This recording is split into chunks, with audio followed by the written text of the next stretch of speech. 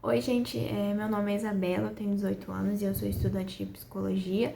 Atualmente estou no segundo período do curso e eu recebi esse convite para falar um pouco sobre o autismo. E é um prazer poder contar um pouco desse transtorno, né? E contribuir para o conhecimento de vocês que também são estudantes. Então, resumidamente, o autismo ou o transtorno do espectro autista, que é como nós reconhecemos hoje, ele é um transtorno do neurodesenvolvimento infantil. Então, ele vai se apresentar aí na primeira infância, logo na primeira infância, ele tende a aparecer antes dos 3 anos de idade e vai se prolongar ao longo da vida do indivíduo. E os especialistas, né, eles definem o autismo, na verdade, os sinais do autismo, as apresentações do autismo, a partir de uma tríade. E essa tríade contém 3 principais tópicos. O primeiro é a questão das disfunções comportamentais. Então, o indivíduo autista, ele apresenta comportamentos que são ditos como atípicos, ou seja, que são diferentes do esperado de um indivíduo típico, né? Que no caso eu sou um indivíduo típico, então a sociedade espera que eu me comporte de uma forma e no caso do indivíduo atípico, o autista, ele se comporta de uma maneira diferente daquilo que é esperado. Então, dependendo da situação, ele apresenta comportamentos que são incompreensíveis para a maioria das pessoas. O segundo tópico, né, o segundo ponto dessa tríade é a dificuldade na comunicação, seja verbal ou não verbal. O indivíduo autista tem essa dificuldade de se expressar, de se comunicar com as outras pessoas e também da linguagem. E nós, indivíduos, assim, nós como sociedades, a gente utiliza muitos trâmites na linguagem e algumas figuras de linguagem, por exemplo, ironia e metáfora, são muito comuns, principalmente na nossa cultura brasileira. Eu particularmente sou uma pessoa que utiliza muito de ironia, mas no caso do indivíduo autista, ele tem dificuldade em identificar que o outro está sendo irônico, o outro está falando uma metáfora, ele não entende isso. Isso também dificulta a comunicação desses indivíduos porque eles não entendem, eles também não sabem utilizar esses trâmites daí da nossa comunicação em geral. E o último tópico é a questão das disfunções sociais, né, da questão das relações sociais. O indivíduo autista tem dificuldade em se relacionar com as outras pessoas, então eles acabam ficando, por consequência, mais isolados.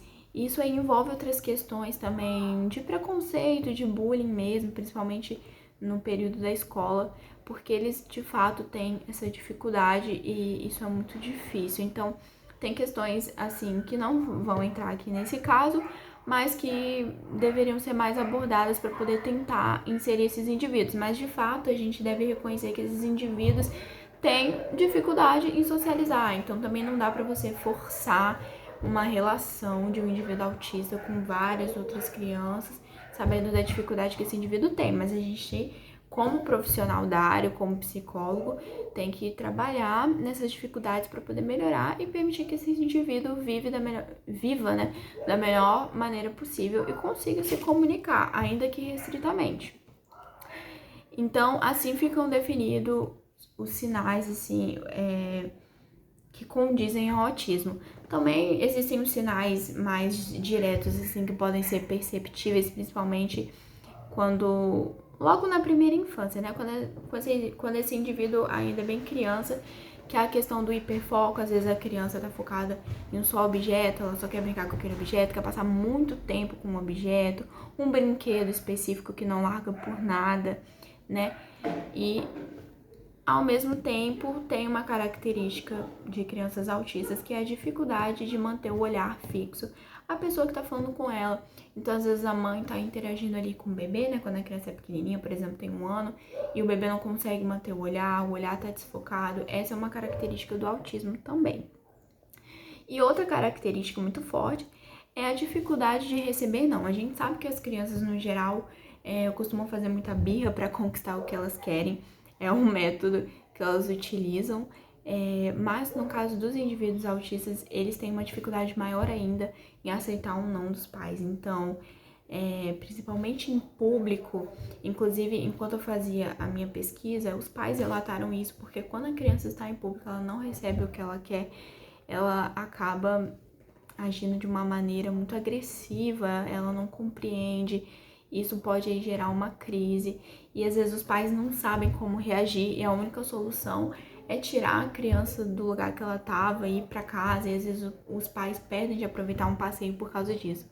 Então, isso também é uma coisa a se observar, essas constantes birras e essa dificuldade exacerbada de receber um não. Então é isso, essas são as características mais gerais, e é importante falar para vocês que o autismo ele se manifesta em graus diferentes, de maneiras diferentes, como eu disse, é um transtorno, então as manifestações são diversas, né?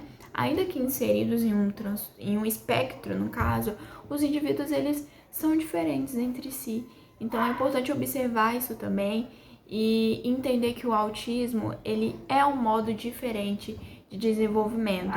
Então, nós como sociedades, como estudantes também, precisamos enxergar o autismo como uma maneira diferente de se desenvolver e não julgar isso como uma incapacidade total. Os indivíduos autistas têm sim capacidade de se formarem, de estudarem, de terem um emprego. A gente sabe, é claro que em casos assim de autismo mais severos tem suas dificuldades, mas nós temos que acreditar no melhor possível e que essas pessoas podem sim se desenvolver, ainda que de forma diferente ou restrita. Elas, se trabalhadas, né, elas têm essa capacidade sim. Então, é muito importante, não só nós como profissionais, seja da área da saúde mental, da saúde física, nós somos profissionais da área da saúde, normalmente tendemos a valorizar mais isso, mas como sociedade no geral, é preciso olhar para o autismo de uma forma diferente, de uma forma que não seja preconceituosa e acreditar que sim, os indivíduos autistas eles possuem capacidade e eles podem mudar o mundo, assim como nós, aprendendo a respeitar o próximo e a respeitar as diferentes formas de desenvolvimento. É isso, espero que eu tenha acrescentado com alguma informação para a vida ou formação acadêmica de vocês. E é sempre um prazer. Disponha, né? Em caso de alguma dúvida, pode entrar em contato, fica à vontade. E eu indico que pesquisem mais sobre o tema, procurem bibliografias confiáveis, leiam artigos, porque o conhecimento é a melhor maneira de quebrar os nossos estereótipos e os nossos preconceitos acerca de qualquer temática, não só do autismo, mas como qualquer outro transtorno. Beijo!